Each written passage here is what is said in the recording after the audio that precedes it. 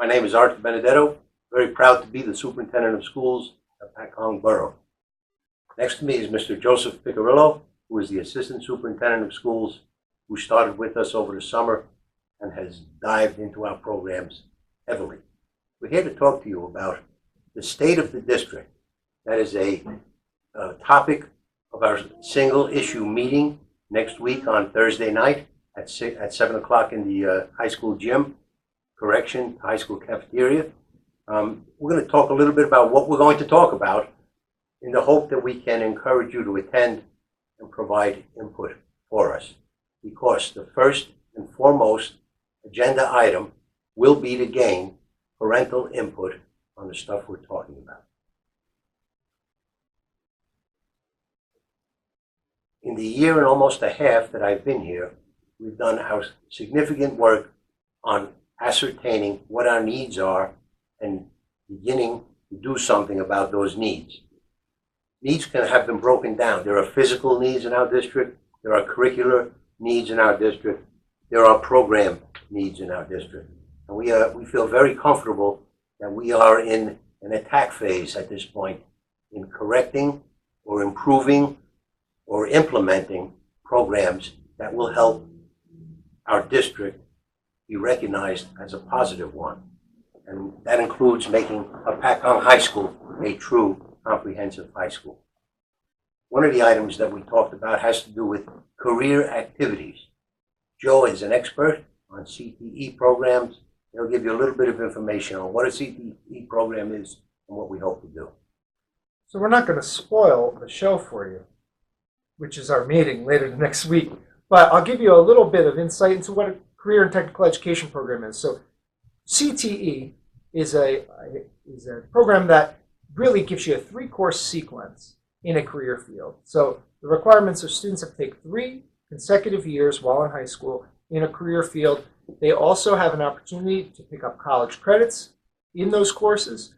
They have an opportunity to participate in a club aligned to those courses and careers.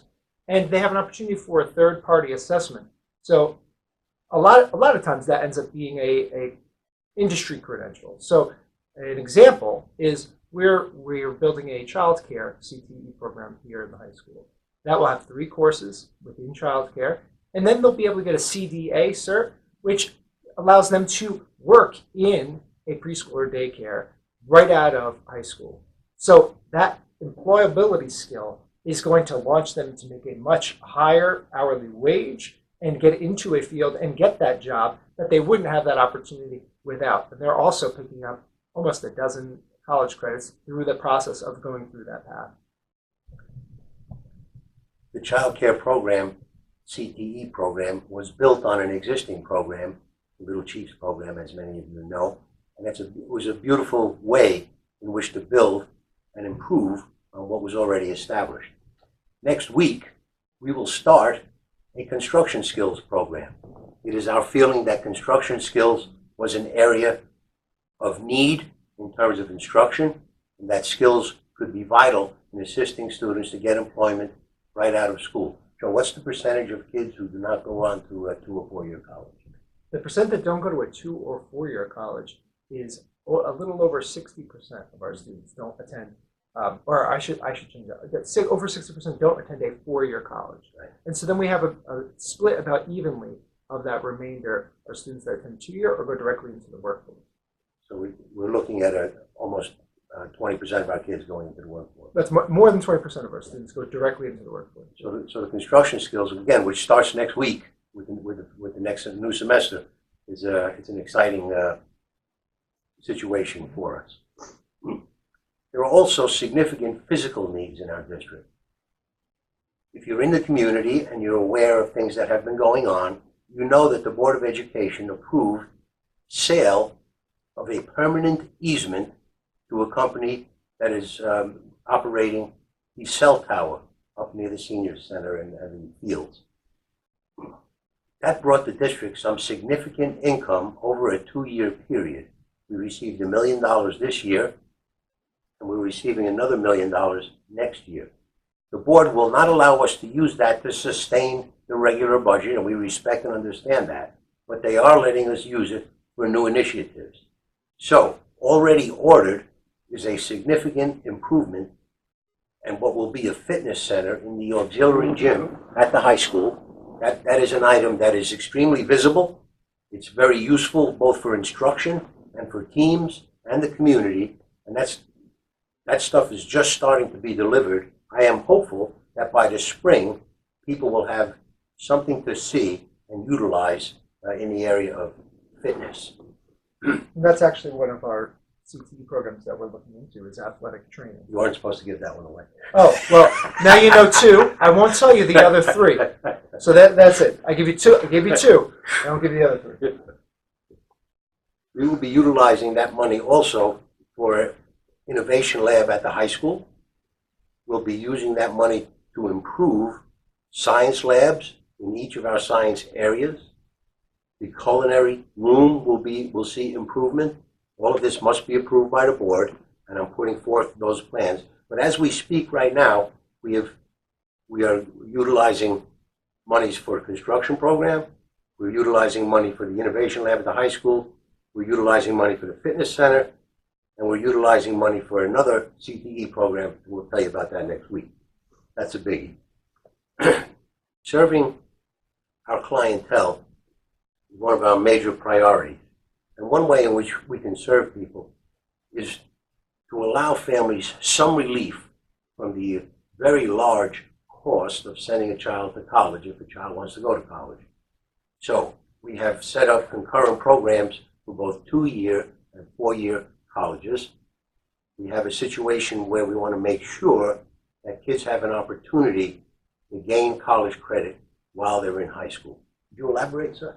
Sure. I mean, this is based on the central premise that Mr. D alluded to before, which is we're a comprehensive high school. So we serve all students, whether you're going to a 4-year college, a 2-year college, or directly into the workforce. They're all our students, and we need to do a comprehensive job of educating them all. So we're going to provide opportunities for work-based readiness through some CTE programs. We mentioned that. Another is 2-year colleges. So we have a partnership with Sussex County Community College where we can get concurrent credits. That means our students, while they're in high school, taking high school courses that count towards their high school diploma, can opt to simultaneously pay for that course and earn that college credit on their college transcript for Sussex County Community College. And I'll give you the price of what that is. So it's about $75 a credit, and they get a credit at Sussex County Community College. To put it in perspective, Sussex County Community College right now is about $225 a credit. So you can do the math. That's big savings. In the same thinking, we are doing a very similar thing with a 4-year college partnership, and that's with Seton Hall. So Seton Hall, and I hope you're sitting while watching this, Seton Hall, for $100 a credit, Seton Hall is normally $1,000 a credit. So for $100 a credit, students can get a credit at Seton Hall. Now, are these offered for every course in the high school? Of course not. We have to have our permission from the college. They have to look at our curriculum. They vet our teachers, our curriculum, and they basically give us their imprimatur of, we recognize that our course matches your course, and by taking your course, you're taking our course.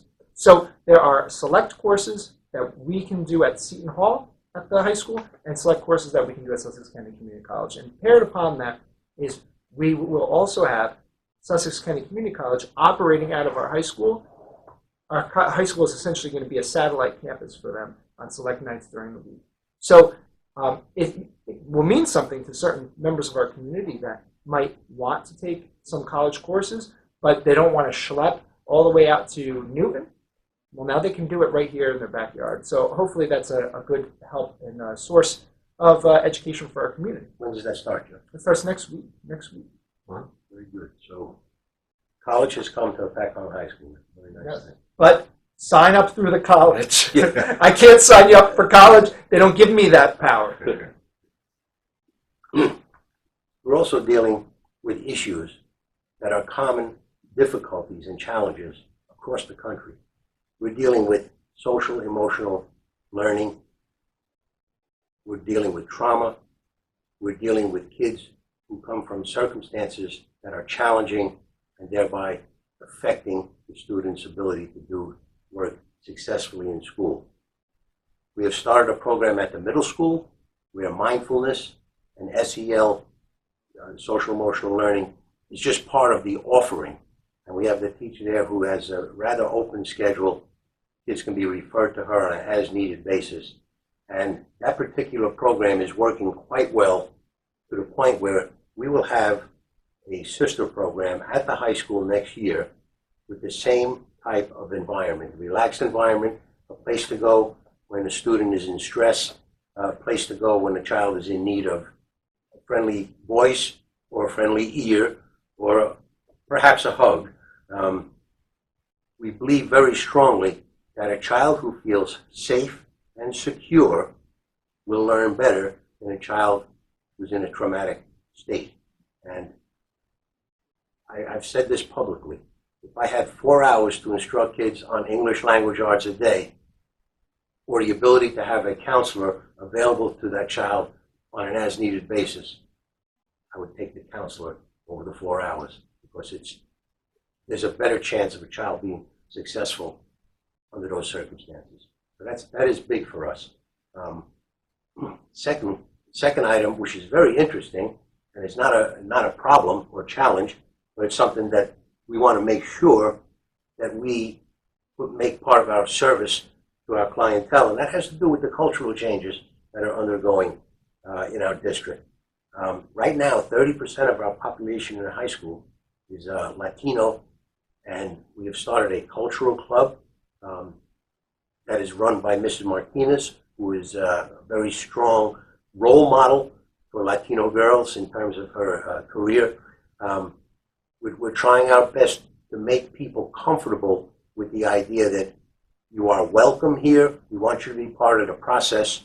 There's no need to be shy. There's no need to not be involved. We want you because we learn from you.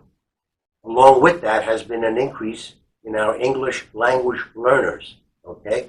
When I arrived in district, we had a small number of English language learners, kids where English was their second language. In less than a year, that has more than doubled. So we have had to hire an additional ESL teacher. We now have 2 excellent ESL teachers working with our English language learners, and it's a truly beautiful thing to watch kids master a language quickly. It is one of the more rewarding parts of our job. Joe, is there anything that I haven't talked about that you might want to add? Well, only to reiterate that you're hearing a lot of solutions to challenges that we're facing. But these challenges, in some ways, they're unique to our district, but in many ways, these are challenges that we're experiencing across the state. You look across the state, English language learners is on the rise. If you look across the state, social emotional learning is needed because, frankly, our students are struggling with anxiety and depression. And we, as part of a comprehensive school district, these are our children. We have to help them in these areas. So I talk to a lot of parents when they talk about the challenges that they faced as a child, and that they can't imagine how it has changed, that students are having so many difficulties. But hopefully you can see through some of the other programs that we're bringing, that education has changed and the life of a child has changed. Social media is a part of it, but there's a lot that has changed positively in the lives of children, a lot of things that have changed that have been detrimental to children. So it's our job as a school district to promote a lot of those positive things that come with our culture and with society today, and to help support them in the areas where we can support them. So we are open to suggestions, and we're open to however that looks to help every kid in this district.